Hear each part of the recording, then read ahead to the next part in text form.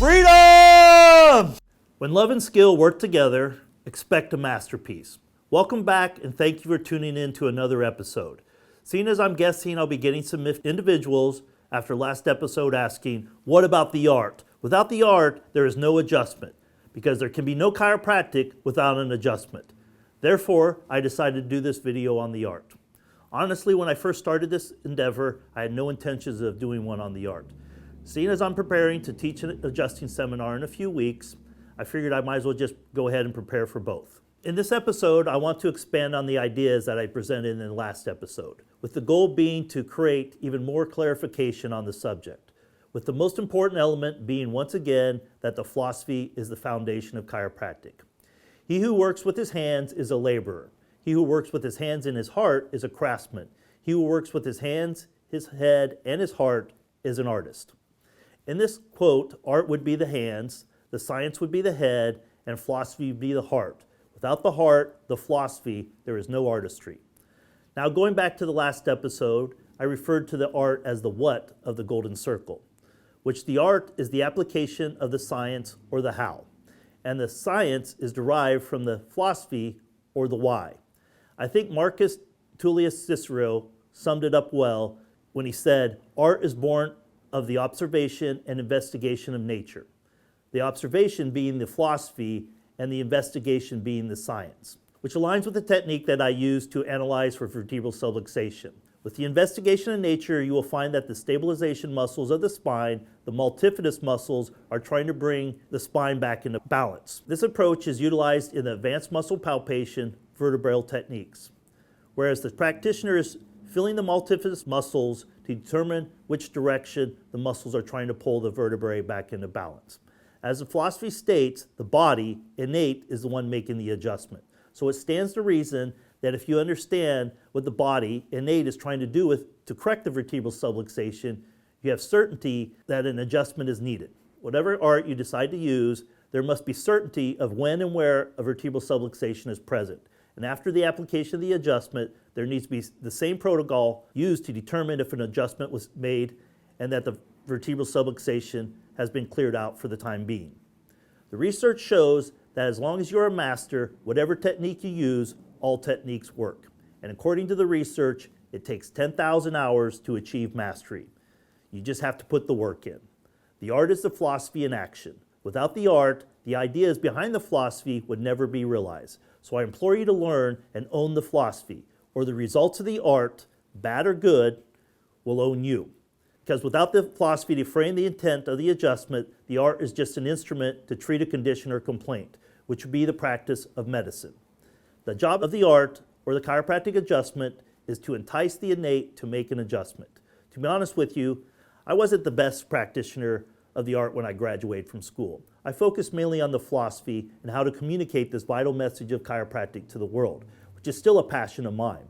But I'll put my art up against anyone today. Now, if you're in school, search for a technique that resonates with you. Like I said earlier, all techniques work.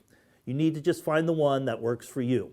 I think certain techniques draw on certain people, so don't get stuck using a technique that doesn't resonate with you, just because a friend or a mentor used it.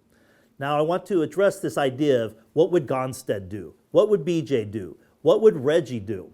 I can tell you that they wouldn't be doing whatever they were doing decades after their passing. They'd be doing whatever it took to assist in making an adjustment. It wouldn't matter if it wasn't their technique or not. Too many chiropractors today are camped at the grave sites of our past leaders. Being specific and a master are of the utmost importance. Hitting someone in the ass with a shovel, kicking them down a flight of stairs, or pushing them over a garbage can, as Homer did in an episode of The Simpsons, may have a chance of removing vertebral subluxation. But it's in the person's best interest for the practitioner to be as specific and gentle as possible. Now that we are on the subject, I'd like to share my thoughts on why I think BJ took the limiting path of getting sick people well. First, it was one of the prevailing thoughts on health at the time. And seeing as BJ was the advertisement guy that he was, it makes sense that he felt that he had to meet people where they were at the time. Second, if you had a new product on the market, you'd have to prove to the market that your product is valid. BJ had to get sick people well. And third, if BJ had told the people of the time that chiropractic was really about quantum physics and how an adjustment connects people to people rather than being about getting sick people well, it probably would have landed him in some kind of mental institute. Now, the lesson that we should be taking from this is we are not going to change the world by meeting people where they are. After all, it hasn't brought more people to chiropractic over the last 126 years. However, I'll get into more detail on this in the future video. Now that I've gotten off on a tangent with BJ, why did BJ utilize upper cervical exclusively in the beginning? My thought on the matter is that he wanted to teach a technique that was reproducible. Because remember that he was trying to validate chiropractic to a world that was stuck in a model of getting sick people well. So what did that mean BJ needed to do? Get sick people well. That way he could validate chiropractic to the authorities of the time, and if he created a reproducible technique, it would help to ensure that everyone is utilizing the same procedures, which is important if you're trying to prove something. Remember, BJ was fighting for the survival of chiropractic. Well, I'll let you in on a little secret. Chiropractic is no longer fighting for its survival. But if we continue down this path of concerning ourselves with getting sick people well, the chiropractic profession just might, once again, be fighting for its survival. We need to be focusing on our efforts on educating people that our job as chiropractors is to ensure that people are functioning at their optimum best by having their spines cleared of vertebral subluxations on a lifetime basis. When our profession focuses on just allowing people to function at their best, regardless of a condition or complaint, the profession is sustainable. I realize when it comes to practice, you have a choice. I want you to consider, without an understanding of the philosophy, why would you ever adjust a child that didn't have some sort of condition or complaint? Without the philosophy guiding us to understand that what we do is not a treatment for a condition or a complaint, but to restore the communication between the brain and the body and educating people on the importance of receiving care on a lifetime basis. Now I have to ask, do children need lifetime care? Well, of course they do. It's not about trying to prevent a condition or anything like that. It's about allowing the body to function at its fullest potential, just as our Creator designed us to do. In fact, I feel so strongly about children being under care that I include them with a parent as long as they are 17 or younger. No chiropractor would wait until their own children were 20 to 30 years old with some condition or complaint before checking them. All the chiropractors I know start checking or plan to check their own children minutes after birth. Plus, it's an opportunity, once again, to educate that chiropractic is not a treatment for a condition or complaint, but a lifestyle. Because there's no way the body of a child, or an adult for that matter, can ever function at its best living with vertebral subluxations. As long as we as a profession continue to present chiropractic as a treatment for a condition or complaint, children will eventually not be allowed to receive chiropractic care because they typically do not have a condition or a complaint, or are too young to be able to speak or even know how to communicate with how they are feeling. This has already happened in countries like Australia and Canada. So we need to be focusing on the why, the philosophy, before we lose the rights to adjust children in this country as well. Imagine if you invested in yourself and mastered a technique that was effective and could be administered in a short amount of time, 1 to 3 minutes. If it only took you that long to check a fellow chiropractor or a family member, there should be no reason for you to be spending 10 minutes or more with clients in your office. I learned this lesson from a classmate while still in chiropractic school. Her husband was a chiropractor, and when someone asked him why he only spent a few minutes with them, he replied, "It only takes me 2 minutes to check my own family, and I love them. So why would I spend more time with you? It would be a waste of both of our time." Would the practice of art be the same without the philosophy guiding it? Absolutely not. It would be the practice of medicine. And I hope you are starting to realize that.